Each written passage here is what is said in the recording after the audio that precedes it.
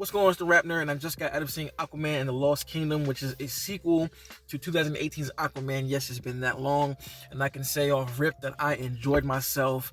I liked it a lot, and it is what it is, man. I'm gonna also lead with the film is not perfect at all, and most movies aren't, so that's the thing that people say. But the reason I'm saying it here is because I feel like this movie is like a gumbo pot of a lot going on. There's points where it feels very sci-fi-esque, almost like something out of Star Wars, and then there are moments where it's straight up action adventure where it feels like The Mummy again, and then there were horror aspects when it comes to the creatures. There are singing fishes and all types of stuff going on, and it's crazy. So I'm off rip, that might not work for a lot of people, honestly, and it's everywhere with that. Some people don't like movies being that crazy. This film is kind of unfocused, but in my opinion, that makes the film fun as hell, and I enjoyed the wild ride that this is. Like, watching this film, I can definitely tell that Juan knew that this was going to be his last film, and he even spoke about it, some years ago, saying he only likes to do 2 movies anyway. He's not really a trilogy guy.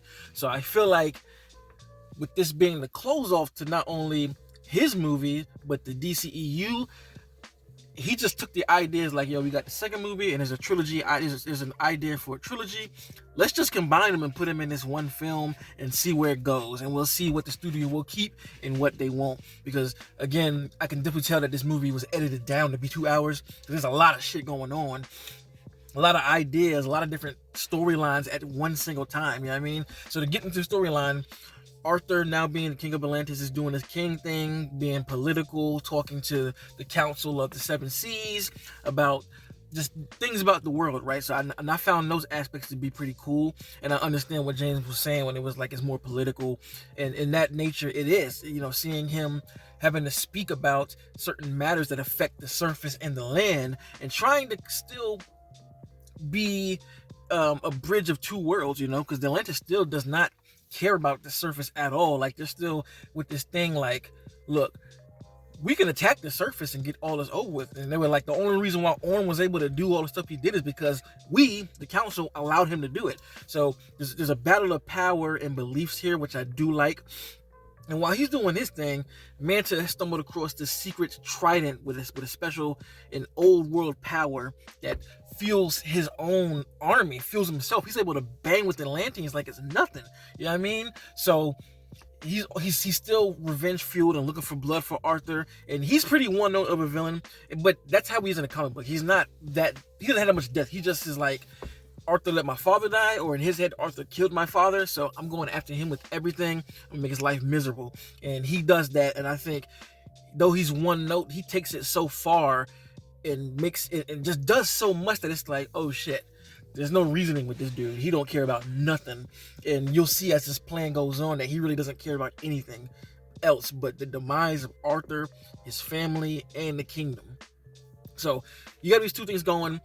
And that alone right there could be its own film of just him getting back. But there are other aspects. If you saw the trailer, you know what the trident the trident that Manta goes after is from a specific source. And I feel like that alone could have been his own movie. I remember when I was talking about the first film, after the first film, I was like, you know what would be dope is the second movie be Manta taking down Arthur because he's trying to be political, which they do here. And in my head, I'm like, the third movie could be about the dead king, right? And both of those are in this movie. So it's a lot of shit going on, which they really could have been separated. But again, as I say, with this being the last DC film, I'm glad I got to see it. I got to see them go both routes, because there are definitely influences from the New 52 and the Rebirth saga here. Like I said, you have Manta doing his thing that feels like the drowning. I don't know if anybody knows what it is, but Manta goes after Arthur being political, and he kind of screws Arthur over and loses trust from both worlds. And some of that is here in this story. You have the Dead King, which I don't know if that's Rebirth or the New 52, but you have that aspect of it too that's in the film. Both 2 separate stories, but put into one makes this giant story. But yeah, I still enjoyed it because, again, one reason why I never counted this film out is because in James Wan, I trust. Wan is literally my second favorite director who's working right now, because he is just a master at his direction, and that's what makes this movie work. I feel like if you were to get anybody else to do this movie would be a hodgepodge, just, smirking at, not smirking, but just scoffing at the screen because nothing works. But Wan's direction is just incredible. Like, his usage of the one take here just really threw me into the action, because the first movie, there's a lot of battles, and most of the battles that happen are on the surface, right?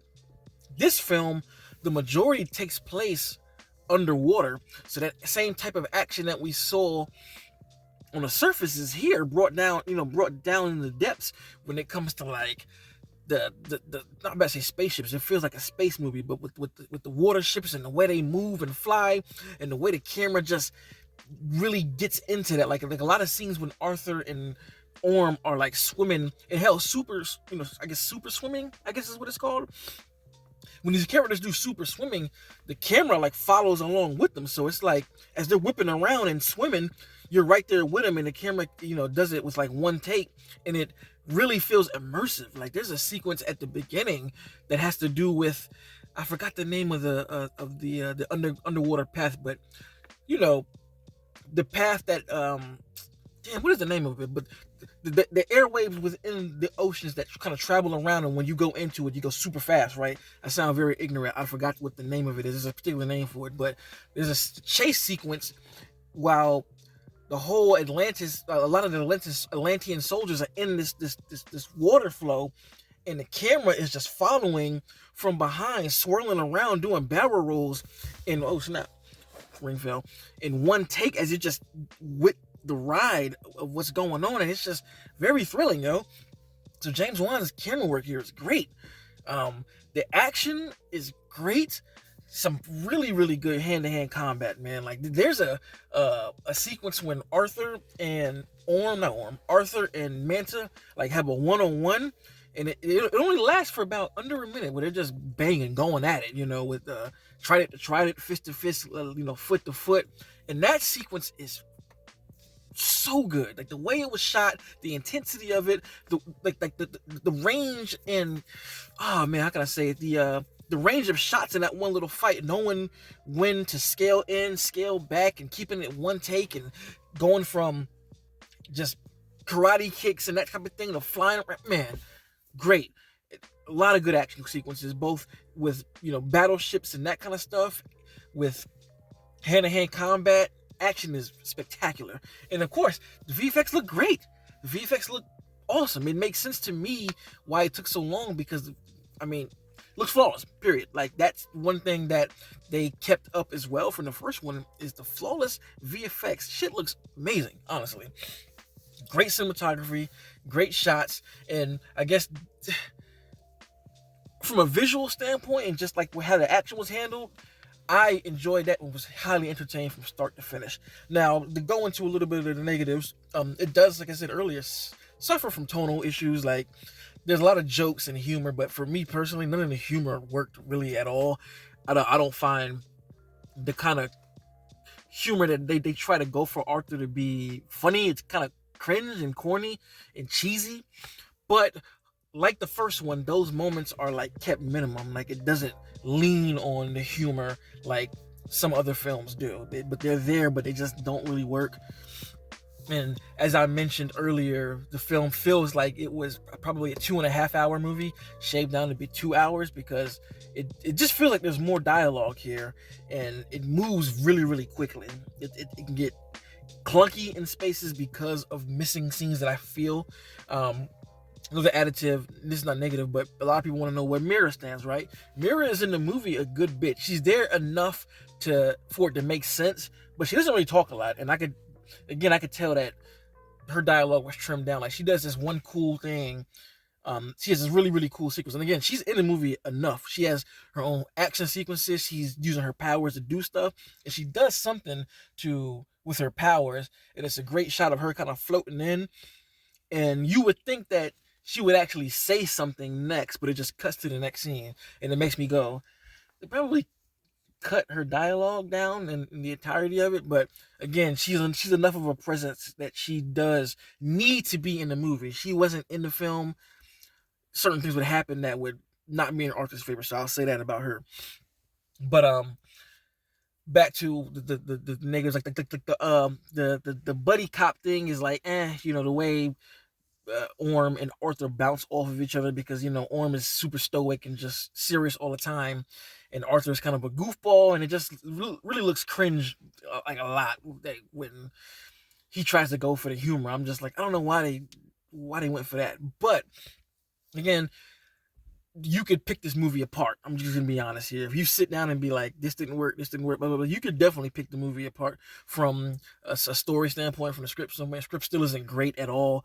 I think the first movie definitely has a better script. There were actually things that I could pull from here that I would use for quotes. Here, it's pretty run-of-the-mill. The way it ends is run-of-the-mill. They have licensing songs that just kind of are strange to me from the start of the movie and then the end of the movie with the way it is. You've seen the clips, you know what it is. But again, it's not that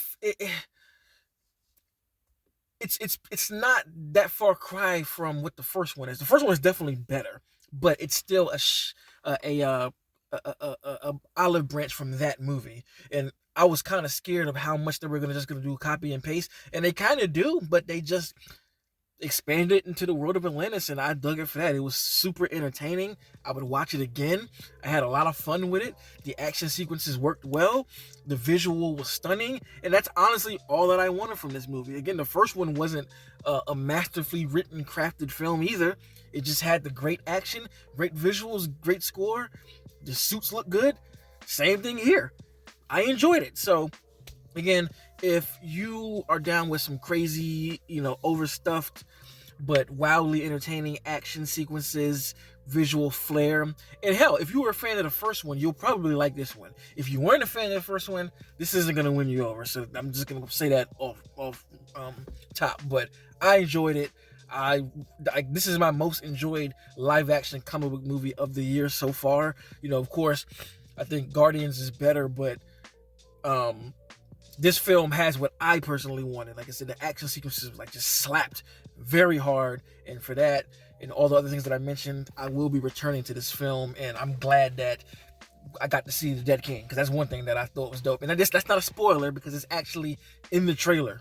It's there. So anyway, if you've seen Aquaman and the Lost Kingdom, let me know in the comments what you think about it. Did you like it? Did you hate it? Where do you rank it as far as with the first one? Is it a step down, step up? I've seen some people say they like this one more, so who knows? But let me know in the comments if you like this kind of content. Make sure to like and subscribe. If you already are subscribed, thank you. And until next time, peace. RapNerd Productions, no capping, that's word to mommy.